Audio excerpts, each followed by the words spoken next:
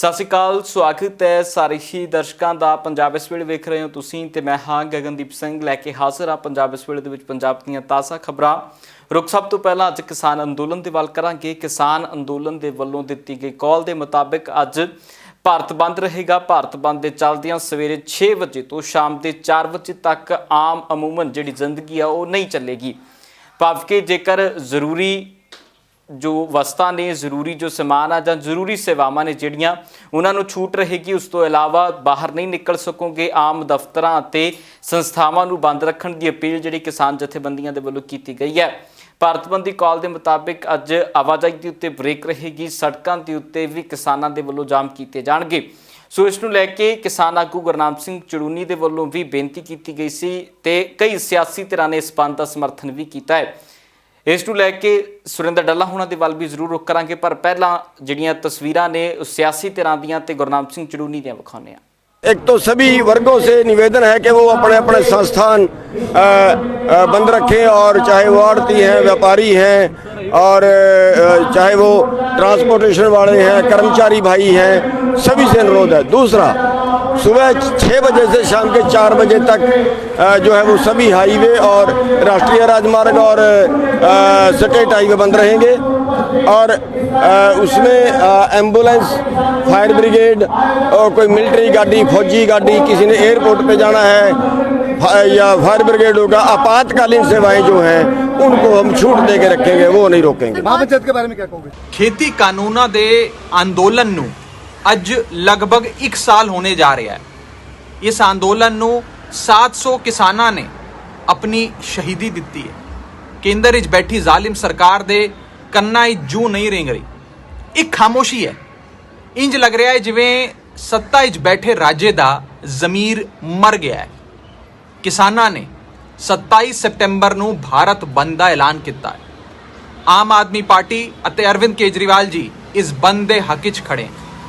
ਆਪਣੇ ਦੇਸ਼ ਦੀ ਆਨ ਬਾਨ ਅਤੇ ਸ਼ਾਨ ਇਹ ਕਿਸਾਨ, ਇਹਨਾਂ ਦਾ ਅਪਮਾਨ ਹਰਗਿਜ਼ ਬਰਦਾਸ਼ਤ ਨਹੀਂ ਕੀਤਾ ਜਾਵੇਗਾ।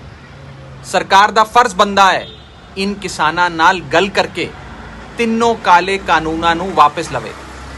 ਆਮ ਆਦਮੀ ਪਾਰਟੀ ਖੇਤੀ ਅੰਦੋਲਨ ਨੂੰ ਆਪਣਾ ਪੂਰਨ ਸਮਰਥਨ ਦਿੰਦੀ ਹੈ ਤੇ ਹਰ ਮੋਰਚੇ 'ਚ ਡਟ ਕੇ ਕਿਸਾਨ ਅੰਦੋਲਨ ਦੇ ਹੱਕ 'ਚ ਆਵਾਜ਼ ਉਠਾਉਂਦੀ ਰਹੇਗੀ। ਸੋ ਹੁਣ ਸੁਰਿੰਦਰ ਡੱਲਾ ਹੋਣਾ ਦੇ ਵੱਲ ਵੀ ਰੁਕ ਕਰਦੇ ਹਾਂ। ਡੱਲਾ ਸਾਹਿਬ, ਕਿਸ ਤਰ੍ਹਾਂ ਵੇਖ ਰਹੇ ਹੋ ਅੱਜ ਦੇ ਬੰਦ ਦੀ ਕਾਲ ਨੂੰ? ਕਿੰਨੀ ਕੁ ਪ੍ਰਭਾਵੀ ਰਹਿਣ ਵਾਲੀ ਹੈ ਅੱਜ ਦੀ ਕਾਲ ਤੇ ਇਸ ਦਾ ਪ੍ਰਭਾਵ ਕਿੱਥੋਂ ਤੱਕ ਜਾ ਸਕਦਾ ਹੈ?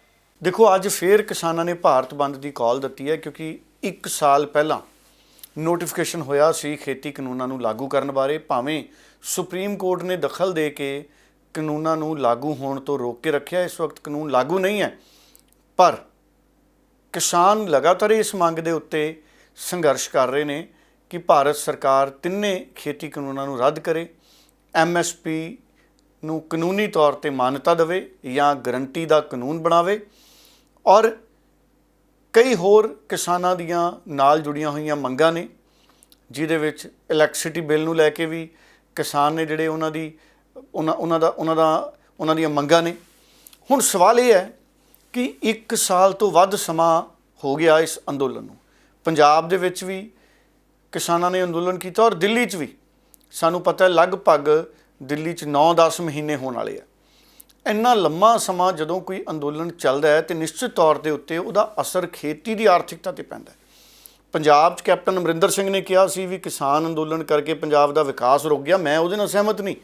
ਕੈਪਟਨ ਅਮਰਿੰਦਰ ਸਿੰਘ ਉਹਨਾਂ ਦੀਆਂ ਆਪਣੀਆਂ ਨਾਕਾਮਯਾਬੀਆਂ ਰਹੀਆਂ ਬਤੌਰ ਮੁੱਖ ਮੰਤਰੀ ਕਿ ਉਹ ਵਿਕਸਿਤ ਨਹੀਂ ਕਰ ਸਕੇ ਪੰਜਾਬ ਨੂੰ, ਪਰ ਉਹਦਾ ਠੀਕਰਾ ਕਿਸਾਨਾਂ ਦੇ ਸਿਰ ਦੇ ਉੱਤੇ ਫੋੜਨਾ ਗਲਤ ਸੀ।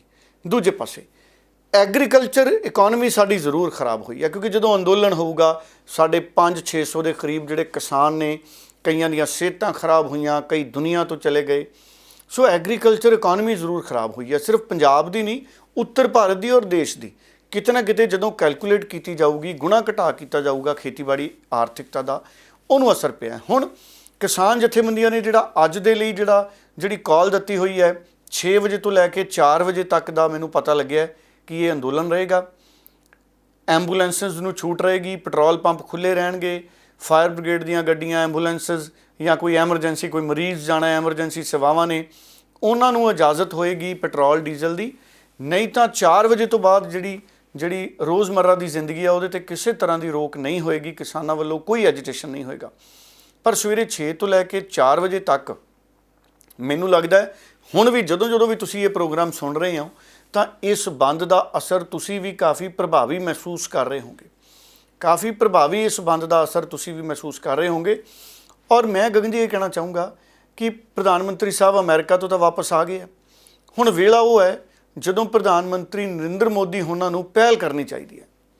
ਪ੍ਰਧਾਨ ਮੰਤਰੀ ਸਾਹਿਬ ਅਗਰ ਪਹਿਲ ਕਰ ਦੇਣ, ਕਿਸਾਨਾਂ ਨੂੰ ਗੱਲਬਾਤ ਲਈ ਸੱਦ ਲੈਣ ਜਾਂ ਕਿਸਾਨਾਂ ਨੂੰ ਕਹਿਣ ਮੈਂ ਤੁਹਾਡੇ ਨਾਲ ਗੱਲਬਾਤ ਕਰਨਾ ਚਾਹੁੰਦਾ, ਅਗਰ ਨਰਿੰਦਰ ਮੋਦੀ ਜੀ ਔਰ ਕਿਸਾਨਾਂ ਦੇ ਵਿੱਚ ਗੱਲਬਾਤ ਹੋ ਜੇ ਤੇ ਇਹ ਮਸਲਾ ਕਿਸੇ ਸਿਰੇ ਲੱਗ ਸਕਦਾ ਹੈ। ਅਗਰ ਇਹ ਗੱਲਬਾਤ ਨਹੀਂ ਹੁੰਦੀ ਤੇ ਮੈਨੂੰ ਲੱਗਦਾ ਹੈ ਕਿ ਇਹ ਮਸਲਾ ਹੋਰ ਨਾ ਲਟਕੇ। ਜਿੰਨਾ ਇਹ ਮਾਮਲਾ ਲਟਕਦਾ ਰਹੇਗਾ ਖੇਤੀ ਕਾਨੂੰਨਾਂ ਦਾ, ਉਹਨਾਂ ਦੇਸ਼ ਦੀ ਆਰਥਿਕਤਾ ਨੂੰ, ਖੇਤੀ ਆਧਾਰਿਤ ਆਰਥਿਕਤਾ ਨੂੰ ਨੁਕਸਾਨ ਹੋਊਗਾ। ਜੀ ਬਹੁਤ ਬਹੁਤ ਧੰਨਵਾਦ ਡਾਲਾ ਸਾਹਿਬ। ਤੇ ਹੁਣ ਰੁਖ ਕਰਦੇ ਹਾਂ ਪੰਜਾਬ ਦੇ ਨਵੇਂ ਮੰਤਰੀ ਮੰਡਲ ਦੇ ਵਿਸਥਾਰ ਦੇ ਵੱਲ। ਜੀ ਹਾਂ, ਮੰਤਰੀ ਮੰਡਲ ਦਾ ਵਿਸਥਾਰ ਹੋ ਚੁੱਕਿਆ ਹੈ। ਇਸ ਦੇ ਵਿੱਚ ਨਵੇਂ 7 ਮੰਤਰੀ ਆ ਚੁੱਕੇ ਨੇ, ਜਿਨ੍ਹਾਂ ਦੇ ਵਿੱਚੋਂ ਪ੍ਰਗਟ ਸਿੰਘ, ਰਾਜਕੁਮਾਰ ਵੇਰਕਾ, ਸੰਗਤ ਸਿੰਘ ਗਿਲਜੀਆਂ, ਕਾਕਾ ਰਣਦੀਪ ਸਿੰਘ ਤੇ ਉਹਨਾਂ ਦੇ ਸਮੇਤ ਹੀ ਜਿਹੜੀ ਜ਼ਿੰਮੇਵਾਰੀ ਉਹ ਰਾਜਾ ਵੜਿੰਗ ਹੋਣਾ ਨੂੰ ਵੀ ਮਿਲੀ ਹੈ। ਅਰੁਣਾ ਚੌਧਰੀ ਵੀ ਮੰਤਰੀ ਮੰਡਲ ਦੀ ਲਿਸਟ ਦੇ ਵਿੱਚ ਨੇ। ਮਨਪ੍ਰੀਤ ਬਾਦਲ ਦੇ ਵੱਲੋਂ ਵੀ ਸਹੁੰ ਚੁੱਕੀ ਗਈ ਹੈ। ਪਹਿਲਾਂ ਵੀ ਫਾਈਨੈਂਸ ਮਿਨਿਸਟਰ ਸੀ ਤੇ ਹੁਣ ਉਮੀਦ ਹੈ ਕਿ ਇੱਕ ਵਾਰ ਫਿਰ ਤੋਂ ਫਾਈਨੈਂਸ ਮਿਨਿਸਟਰ ਦੀ ਭੂਮਿਕਾ ਦੇ ਵਿੱਚ ਨਜ਼ਰ ਆਉਣਗੇ। ਸੋ ਵੱਡੀ ਗਿਣਤੀ 15 ਦੇ ਕਰੀਬ ਮੰਤਰੀਆਂ ਨੇ ਬੀਤੇ ਦਿਨੀ ਸਹੁੰ ਚੁੱਕ ਸਮਾਗਮ ਦੇ ਵਿੱਚ ਸ਼ਿਰਕਤ ਕੀਤੀ ਤੇ ਉਹਨਾਂ ਦੇ ਵੱਲੋਂ ਸਹੁੰ ਚੁੱਕੀ ਗਈ ਹੈ। ਇਸ ਸਮਾਗਮ ਦੇ ਵਿੱਚ ਪੰਜਾਬ ਦੇ ਮੁੱਖ ਮੰਤਰੀ ਚਰਨਜੀਤ ਚੰਨੀ ਦੇ ਸਮੇਤ ਪੰਜਾਬ ਪ੍ਰਦੇਸ਼ ਕਾਂਗਰਸ ਕਮੇਟੀ ਦੇ ਪ੍ਰਧਾਨ ਨਵਜੋਤ ਸਿੰਘ ਸਿੱਧੂ, ਪੰਜਾਬ ਦੇ ਰਾਜਪਾਲ ਅਤੇ ਉਹਨਾਂ ਦੇ ਸਮੇਤ ਸੀਨੀਅਰ ਲੀਡਰਸ਼ਿਪ ਕਾਂਗਰਸ ਦੀ ਉੱਥੇ ਹਾਜ਼ਰ ਰਹੀ ਹੈ। ਇਸ ਸਮਾਗਮ ਦੇ ਵਿੱਚ ਕਿਸ ਤਰ੍ਹਾਂ ਸਹੁੰ ਚੁੱਕ ਸਮਾਗਮ ਹੋਇਆ ਉਸ ਦੀਆਂ ਤਸਵੀਰਾਂ ਵੀ ਤੁਹਾਨੂੰ ਵਿਖਾ ਰਹੇ ਹਾਂ ਤੇ ਨਾਲ ਹੀ ਤਸਵੀਰਾਂ ਉਸ ਵਕਤ ਦੀਆਂ ਵੀ ਵਿਖਾਵਾਂਗੇ ਜਦੋਂ ਖਾਸ ਸ਼ਖਸੀਅਤਾਂ ਦੇ ਵੱਲੋਂ ਜਿਹੜੀ ਹੈ ਸਹੁੰ ਚੁੱਕੀ ਗਈ ਹੈ। ਮੈਂ ਪ੍ਰਗਟ ਸਿੰਘ ਈਸ਼ਵਰ ਦੀ ਸਹੁੰ ਚੁੱਕਦਾ ਹਾਂ ਕਿ ਮੈਂ ਕਾਨੂੰਨ ਦੁਆਰਾ ਸਥਾਪਿਤ ਭਾਰਤ ਦੇ ਸੰਵਿਧਾਨ ਦੇ ਪ੍ਰਤੀ ਸੱਚੀ ਸ਼ਰਧਾ ਅਤੇ ਨਿਸ਼ਠਾ ਰੱਖਾਂਗਾ, ਕਿ ਮੈਂ ਭਾਰਤ ਦੀ ਪ੍ਰਭੁਤਾ ਅਤੇ ਅਖੰਡਤਾ ਨੂੰ ਬਰਕਰਾਰ ਰੱਖਾਂਗਾ, ਕਿ ਮੈਂ ਪੰਜਾਬ ਰਾਜ ਦੇ ਕੈਬਨਿਟ ਮੰਤਰੀ ਵਜੋਂ ਆਪਣੇ ਕਰਤੱਵਾਂ ਨੂੰ ਵਫਾਦਾਰੀ ਅਤੇ ਸ਼ੁੱਧ ਅੰਤਰਕਰਨ ਨਾਲ ਨਿਭਾਵਾਂਗਾ, ਅਤੇ ਮੈਂ ਭੈ ਜਾਂ ਪੱਖਪਾਤ, ਸਨੇਹ ਜਾਂ ਦੁਰਭਾਵਨਾ ਬਿਨਾਂ ਸਭ ਤਰ੍ਹਾਂ ਦੇ ਲੋਕਾਂ ਦੇ ਪ੍ਰਤੀ ਸੰਵਿਧਾਨ ਅਤੇ ਕਾਨੂੰਨ ਦੀ ਅਨੁਸਾਰਤਾ ਵਿੱਚ ਨਿਆਂ ਕਰਾਂਗਾ। ਮੈਂ ਪ੍ਰਗਟ ਸਿੰਘ ਈਸ਼ਵਰ ਦੀ ਸਹੁੰ ਚੁੱਕਦਾ ਹਾਂ ਕਿ ਜੇ ਕੋਈ ਮਾਮਲਾ ਪੰਜਾਬ ਰਾਜ ਦੇ ਕੈਬਨਿਟ ਮੰਤਰੀ ਵਜੋਂ ਮੇਰੇ ਵਿਚਾਰ ਅਧੀਨ ਲਿਆਂਦਾ ਜਾਵੇਗਾ ਜਾਂ ਮੈਨੂੰ ਗਿਆਤ ਹੋਵੇਗਾ, ਉਹ ਕਿਸੇ ਵਿਅਕਤੀ ਜਾਂ ਵਿਅਕਤੀਆਂ ਨੂੰ ਸਿਵਾਏ ਉਸ ਦੇ ਕਿ ਅਜਿਹੇ ਕੈਬਨਿਟ ਮੰਤਰੀ ਵਜੋਂ ਆਪਣੇ ਕਰਤੱਵਾਂ ਦੇ ਠੀਕ ਨਿਭਾਉਣ ਲਈ ਅਜਿਹਾ ਕਰਨਾ ਲੋੜੀਂਦਾ ਹੋਵੇ, ਮੈਂ ਸਿੱਧੇ ਜਾਂ ਅਸਿੱਧੇ ਤੌਰ ਤੇ ਨਾ ਦੱਸਾਂਗਾ ਨਾ ਪ੍ਰਗਟ ਕਰਾਂਗਾ। ਮੈਂ ਰਾਜਕੁਮਾਰ ਵੇਰਕਾ ਈਸ਼ਵਰ ਦੀ ਸਹੁੰ ਚੁੱਕਦਾ ਹਾਂ, ਸੱਚੇ ਦਿਲੋਂ ਪ੍ਰਤੀਗਿਆ ਕਰਦਾ ਹਾਂ ਕਿ ਮੈਂ ਭਾਰਤੀ ਸੰਵਿਧਾਨ ਦੇ ਨਿਰਮਾਤਾ ਬਾਬਾ ਸਾਹਿਬ ਅੰਬੇਦਕਰ ਦੁਆਰਾ ਬਣਾਏ ਔਰ ਕਾਨੂੰਨ ਦੁਆਰਾ ਸਥਾਪਿਤ ਭਾਰਤ ਦੇ ਸੰਵਿਧਾਨ ਦੇ ਪ੍ਰਤੀ ਸੱਚੀ ਸ਼ਰਧਾ ਅਤੇ ਨਿਸ਼ਠਾ ਰੱਖੂੰਗਾ।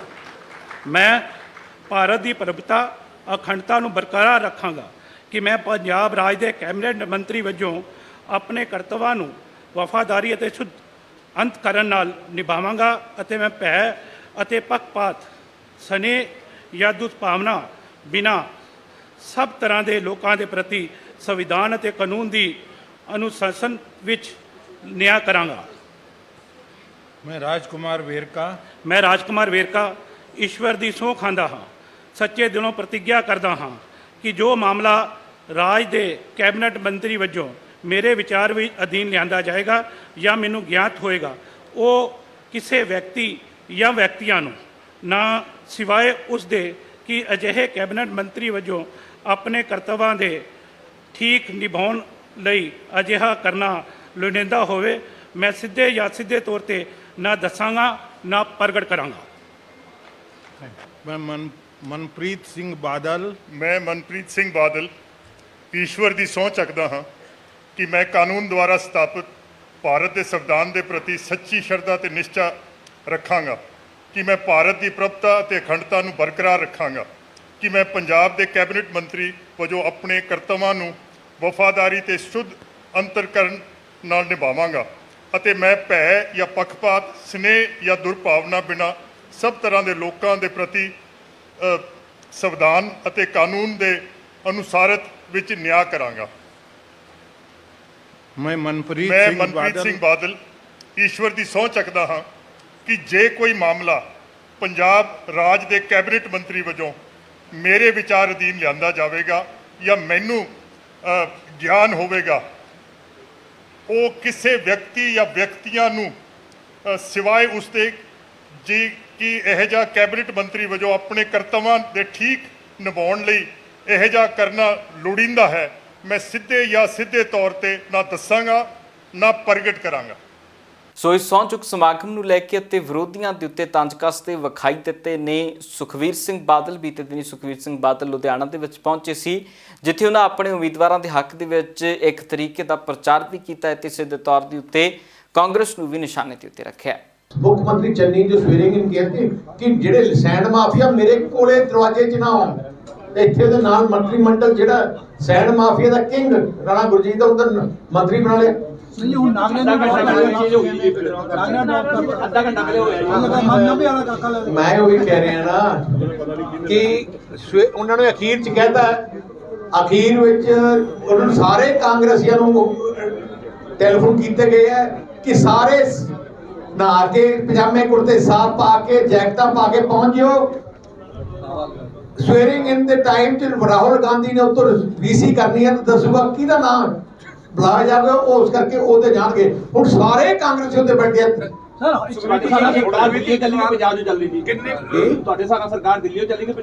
ਸਰਕਾਰ ਦਿੱਲੀੋਂ ਚੱਲ ਰਹੀ ਹੈ। ਉਧਰ ਬੀਤੇ ਦਿਨੀ ਅੰਮ੍ਰਿਤਸਰ ਦੇ ਵਿੱਚ ਪਹੁੰਚੇ ਪੰਜਾਬ ਦੇ ਉਪ ਮੁੱਖ ਮੰਤਰੀ ਓਪੀ ਸੋਨੀ ਹੁਣਾਂ ਦਾ ਸਵਾਗਤ ਜਿਹੜਾ ਕੀਤਾ ਗਿਆ ਹੈ।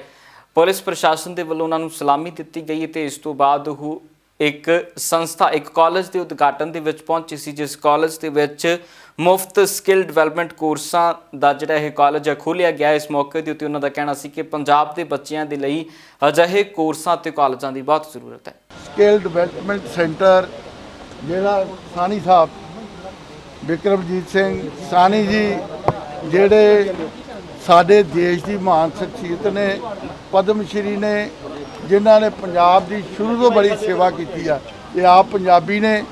ਸੋ ਇਹਨਾਂ ਨੇ 1000 ਬੱਚੇ ਦੀ ਟ੍ਰੇਨਿੰਗ ਵਾਸਤੇ 10 ਕੋਰਸ ਜਿਹੜੇ ਇੱਥੇ ਚੱਲਣੇ ਨੇ।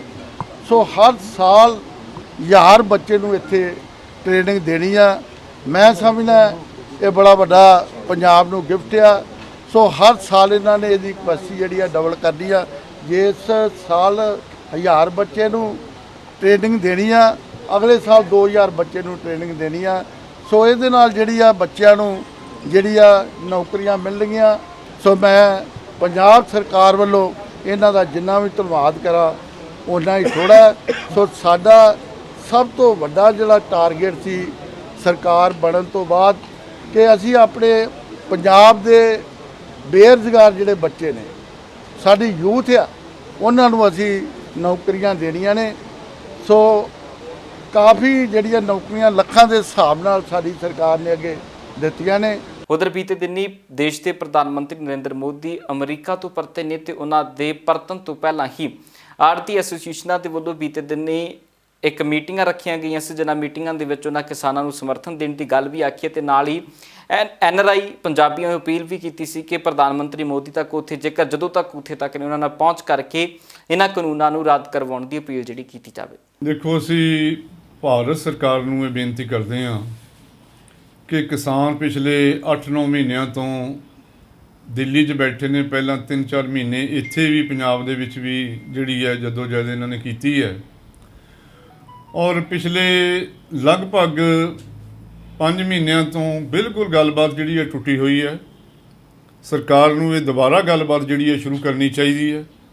ਇਹ ਆਪਣੇ ਦੇਸ਼ ਦੇ ਵਿੱਚ ਇਸ ਤਰ੍ਹਾਂ ਦੇ ਹਾਲਾਤ ਹੋਣ ਕਿ 8-8, 9-9 ਮਹੀਨੇ ਸੜਕਾਂ ਦੇ ਉੱਤੇ ਇੰਨੀ ਵੱਡੀ ਸੰਖਿਆ ਦੇ ਵਿੱਚ ਕਿਸਾਨ ਬੈਠੇ ਨੇ, ਵਪਾਰੀ ਬੈਠੇ ਨੇ, ਵੱਖ-ਵੱਖ ਮਤਲਬ ਜਿਹੜੇ ਆ ਵਰਗਾਂ ਦੇ ਲੋਕ ਉੱਥੇ ਜਾ ਜਾ ਕੇ ਬੈਠੇ ਨੇ।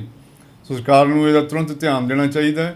27 ਤਰੀਕ ਦੇ ਬੰਦ ਤੋਂ ਪਹਿਲਾਂ ਮੈਂ ਇੱਕ ਬੇਨਤੀ ਜਿਹੜੀ ਹੈ ਉਹ ਸਾਡੇ ਅਮਰੀਕਾ ਦੇ NRI ਭਰਾਵਾਂ ਨੂੰ ਕਰਨੀ ਚਾਹੁੰਦਾ ਚਲੋ ਰਾਜੇਵਾਲ ਸਾਹਿਬ ਨੇ ਆਪਣੇ ਸ਼ਬਦਾਂ ਨਾਲ ਕੀਤੀ ਹੈ, ਲੇਕਿਨ ਮੈਂ ਵਪਾਰੀ ਹੋਣ ਦੇ ਨਾਤੇ ਆਪਣੀ ਸ਼ਬਦਾਵਲੀ 'ਚ ਬੇਨਤੀ ਕਰਦਾ, ਜਿੰਨਾ ਵੀ ਸਾਡਾ ਉੱਥੇ NRI ਭਾਈਚਾਰਾ, ਪੰਜਾਬੀ ਭਾਈਚਾਰਾ ਬੈਠਾ ਹੈ, ਉਹ ਮੋਦੀ ਸਾਹਿਬ ਦਾ ਉੱਥੇ ਜਿਹੜਾ ਹੈਗਾ ਕੋਈ ਮੀਟਿੰਗ ਦਾ ਪ੍ਰਬੰਧ ਕਰਕੇ, ਕਈ ਵਾਰ ਜਿਹੜੀਆਂ ਨੇ ਨਾ ਆਪਣੀਆਂ ਗੁੱਦਣੀਆਂ ਔਖੀਆਂ ਹੁੰਦੀਆਂ ਨੇ, ਲੇਕਿਨ ਕੋਈ ਭੈਣ ਭਾਈ ਆ ਕੇ ਜਿਹੜਾ ਹੈ ਉਹ ਮਸਲੇ ਹੱਲ ਕਰਾ ਦਿੰਦਾ ਹੈ।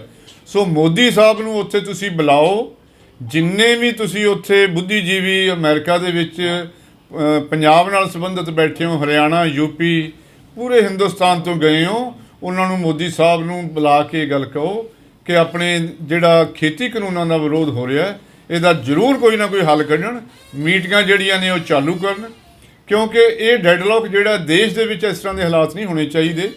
ਲੋਕਾਂ ਨੇ ਬਹੁਤ ਵੱਡੀ ਆਜ਼ਾਦੀ ਦੀ ਲੜਾਈ ਲੜੀ ਸੀ, ਲੇਕਿਨ ਉੱਥੇ ਵੀ ਅੰਗਰੇਜ਼ ਜਿਹੜੇ ਸੀ 2-3 ਮਹੀਨਿਆਂ ਬਾਅਦ ਕਦੇ ਗਾਂਧੀ ਜੀ ਨੂੰ, ਕਦੇ ਨਹਿਰੂ ਜੀ ਨੂੰ ਬੁਲਾ ਲਿਆ ਕਰਦੇ ਸੀ। 5-6 ਮਹੀਨੇ ਗੁਜ਼ਰ ਗਏ ਨੇ, ਕਿਸਾਨਾਂ ਨਾਲ ਗੱਲ ਨਹੀਂ ਹੋ ਰਹੀ। ਸੋ ਪੰਜਾਬ ਇਸ ਵੇਲੇ ਦੇ ਵਿੱਚ ਫਿਲਹਾਲ ਲਈ ਇੰਨਾ ਹੀ। ਫਿਰ ਮੁੜ ਹਾਜ਼ਰ ਹੋਵਾਂਗੇ ਨਵੇਂ ਅਤੇ ਤਾਜ਼ਾ ਅਪਡੇਟਸ ਨਾਲ। ਤਦ ਤੱਕ ਲਈ ਮੈਨੂੰ ਦਿਓ ਇਜਾਜ਼ਤ। ਬਹੁਤ ਬਹੁਤ ਧੰਨਵਾਦ।